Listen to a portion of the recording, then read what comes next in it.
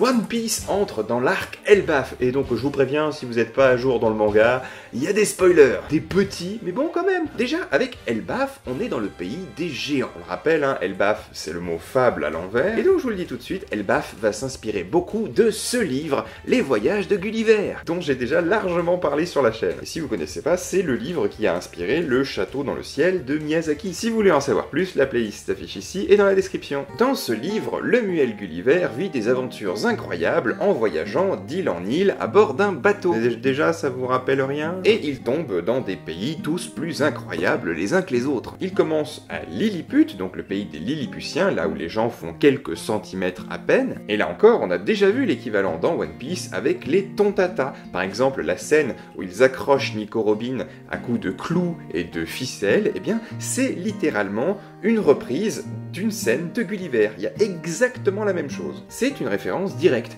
Et bien, figurez-vous que son deuxième voyage, Gulliver, le fait au pays des géants, à Brobdingnag, qu'on va appeler le pays des géants à partir de maintenant. Exactement comme Elbaf en ce moment. Et dedans, il doit se battre à l'épée contre des abeilles géantes, contre un chat géant. C'est pas un hasard si c'est ces animaux-là qui apparaissent dans le chapitre. A noter que sa petite taille est cause d'un grand divertissement pour les géants. Les géants en font un peu une sorte de bête de foire, un phénomène, et qu'ils le logent dans une maison de poupée parce qu'ils n'ont pas le matériel adéquat pour quelqu'un d'aussi petit. Dans le bouquin, c'est la première fois qu'ils voient un humain. Je dis des humains parce que les géants dans ce livre, ils font vraiment plusieurs étages de haut. Voilà. Et le coût du logement dans une maison de poupée, je vous garantis qu'on va retrouver ça dans One Piece. J'en suis sûr. D'autant plus que le sol est visiblement fait en Lego. À mon avis, voilà. Je pense que c'est même pas une histoire de fruit du démon, hein, mais que c'est tout simplement une maison de poupée ou l'équivalent. D'ailleurs, dans le roman, les géants sont très bienveillants, un peu comme dans One Piece. À la différence près que dans One Piece, ils se font la guerre. Dans Gulliver, la guerre, c'est pas trop leur truc. Oui, on est plutôt dans la vibe du gentil géant et pas dans la vibe du géant méchant comme dans Jack et le haricot magique. Fee, fi, fo, fum. Alors bien sûr, Gulliver, ça n'est pas la première œuvre qui parle des rapports de taille, de la relativité des ordres de grandeur, tout ça. Et ça n'est pas non plus la dernière. Micromégas, Chéri, j'ai rétréci les gosses, Le Monde d'Arietti, je vous le concède. Mais s'il y a un moment plus tard, il y a un oiseau qui va prendre l'espèce de maison de poupée, ou une espèce de cage en tout cas, dans lesquelles ils seront, et qui va les envoyer dans les airs comme ça, avant de les lâcher, je parle d'un oiseau géant, ben, si on a ça, a priori, il y a une petite inspiration du bouquin. On en reparlera. Et c'est pas tout. Dans son troisième grand voyage, Gulliver s'arrête à Laputa. Attention à bien la prononcer. Mais oui, Laputa, l'île du château dans le ciel de Miyazaki. C'est exactement la même île dont il est question dans le roman et dans le film. Le film le précise bien au début, c'est même Pazu qui le dit. Le film de Miyazaki est dans la continuité du livre de Jonathan Swift. Et si vous ne me croyez pas, j'ai fait 2 podcasts où j'analyse le film. Donc voilà, si vous avez envie de vous renseigner, si vous vous dites « Mais non, il a tort !» Voilà, je pousse assez la réflexion là-dessus. Si vous les avez pas regardés et que vous aimez bien le film ou que vous aimez bien One Piece, je vous invite à les regarder parce que vraiment, je pense que y a moyen que vous appreniez un truc ou deux. Et si vous aimez bien One Piece, j'imagine, hein, sinon vous seriez pas là, eh bien, je vous invite particulièrement à regarder la deuxième parce que je fais un parallèle entre les 3 œuvres. Fin de la parenthèse. Donc, dans les voyages de Gulliver, on a l'île volante de Laputa, dans laquelle on retrouve le roi et, disons, la classe dirigeante. Et en dessous de cette île flottante, il y a un territoire gigantesque, un continent vraiment, qu'on appelle Balnibarbi, qui n'a plus rien à manger, qui travaille d'arrache-pied pour l'île de Laputa, et où chaque contestation est réprimée dans le sang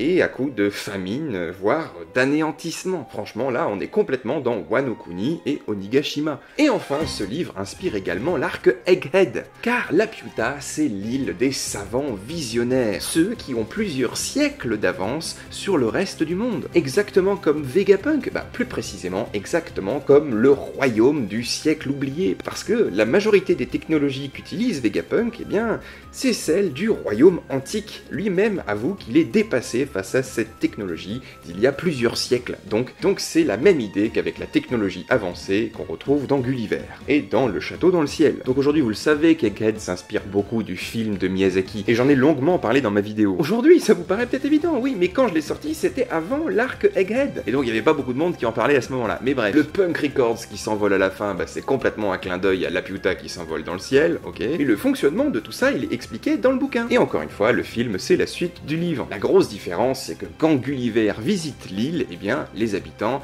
sont encore en vie. Dans le film, c'est plus tout à fait le cas. Et le point de comparaison, eh bien, c'est le royaume disparu, parce que les gens du royaume qui a disparu, eh bien, a priori, ils sont plus tout à fait vivants. À part peut-être les 10, on verra quand on en saura plus. Le royaume disparu, il a, disparu. Et d'ailleurs, j'ai une théorie là-dessus, et c'est ça dont je voulais vous parler, une théorie qui pourrait bouleverser votre perception de One Piece. Et une théorie que je précisais déjà avant l'arc Egghead. Voilà. On peut pousser le raisonnement et se dire que si Oda fait un hommage au film, alors le pays disparu, la civilisation disparue dans One Piece, devait, tout comme la Piuta, disposer d'armes antiques d'une violence inouïe et devait tenir le reste du monde sous son joug. Et comme dans le cas de Balni Barbie, eh bien le reste du monde s'est réuni pour renverser cette tyrannie. Et pour que personne ne fasse plus jamais appel à ce pouvoir antique, tout souvenir de ce pays et de cette époque a dû être effacé. Donc le plot twist ahurissant pourrait être que le gouvernement mondial, l'un des antagonistes principaux du manga, ait en fait été à la base une forme d'armée révolutionnaire qui a combattu pour rendre le monde plus vivable. Et donc on serait pas du tout dans le manichéisme auquel on croit avoir droit dans le manga pour le moment. Exactement de la même manière que Muska disait vouloir empêcher le monde de sombrer. Sauf que là, à la base, eh bien, ceux qui étaient à l'origine du gouvernement mondial, c'était vraiment leur volonté, c'était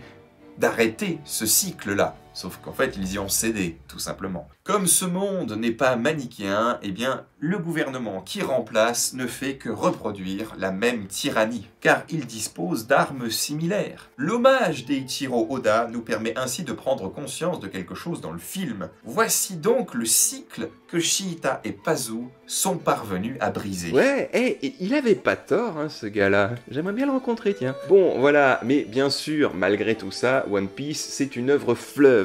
Donc évidemment qu'elle s'inspire aussi de plein d'autres œuvres. Pas que des œuvres, de la mythologie, de plein de choses. Et donc non, Gulliver n'est pas sa seule source d'inspiration. Par contre, il y a suffisamment de points communs pour se dire, ok, il y a quand même un moteur commun, il y a, disons, au moins corrélation. Et je vais même pousser la chose jusqu'à dire que si Laugh Tale fait un clin d'œil à la 4e et dernière partie du bouquin, ben dans ce cas-là, je sortirai une nouvelle vidéo pour vous dire « Ah, je vous l'avais bien dit, je le savais, j'avais raison !» Donc pour ça, on va se donner rendez-vous, et vu le rythme auquel va le manga, on se dit « On fait ça dans 10 ans ?» Allez, salut.